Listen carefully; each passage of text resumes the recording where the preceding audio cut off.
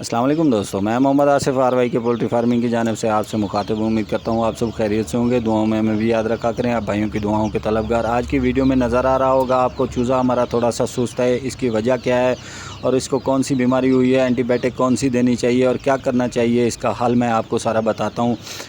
कोई दोस्त ऐसे होते हैं कि चूज़ा कहीं से परचेज़ करते हैं, 1-2 दिन में उनका माहौल चेंज होने की वजह से चूज़ा बीमार हो जाता है, तो इस तरीके की हालत हो जाती है। पर ढीले कर लेगा और बाल ऊपर करके एक जगह पे टोली बना के बैठ जाएंगे, टेम्परेचर उनको बुखार हो जाता है, तो इस वजह से चूज़े को मसला बनता है। तो फिर जाते हैं जिस टाइम वेटनरी स्टोर पे या किसी से मशवरा लेते हैं, वो बोलते हैं कि भाई आपके चूज़े को वैक्सीन नहीं की हुई, आप जाके वैक्सीन करो, चूज़ा ठीक हो जाएगा।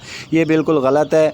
आपको इस टाइम में वैक्सीन नहीं करनी चाहिए। अगर आप वैक्सीन करेंगे तो चूज़ा आपका बीमार ज़्यादा होगा और मोर्टेलिटी ज़्यादा शुरू हो जाएगी। मोर्टेलिटी का आपको मसला बनेगा, चूज़ा मर जाएगा आपका।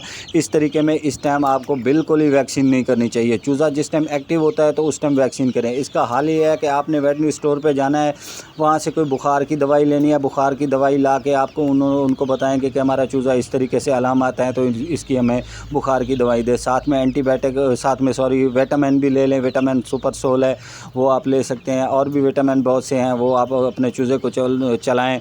3 दिन तक ये कोर्स कराएं। अगर आप वेटनरी स्टोर से नहीं लेना चाहते तो इंसानों वाले मेडिकल स्टोर से जाके आपने बुरोफिन DS ले लेनी है। DS लेके तो आपने आके अपने चूज़ों को 3 सीसी 1 लीटर पानी में डाल के आप 3 दिन इनको चलाएं।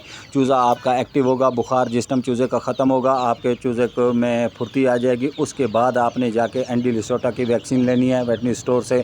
वो वैक्सीन आप ला के करेंगे तो इंशाल्लाह आपका चूज़ा बीमार जो होगा वो भी ठीक हो जाएगा और मसला नहीं करेगा। वैक्सीन करने के बाद भी आपने बुरोफिन का सिरप है जो बुखार का, वो 3 दिन उसके बाद भी आपने चलाना है चूज़े में। फिर भी आपको सुस्ती नज़र आएगी, कमज़ोर होगा चूज़ा, क्योंकि वैक्सीन है जो अपना असर दिखाती है, उससे चूज़ा लूज़ हो जाता है, मसला बन जाता है। तो इस वजह से भी हो सकता है। दूसरी वजह है, सबसे मेन वजह, आप जो गलती जहाँ पे करते हैं, रूम का टेम्परेचर है जो आपने 30 डिग्री सेंटीग्रेड तक छोटे चूज़े को आपने टेम्परेचर मेंटेन रखना है, तो चूज़ा आपका कभी बीमार नहीं होगा।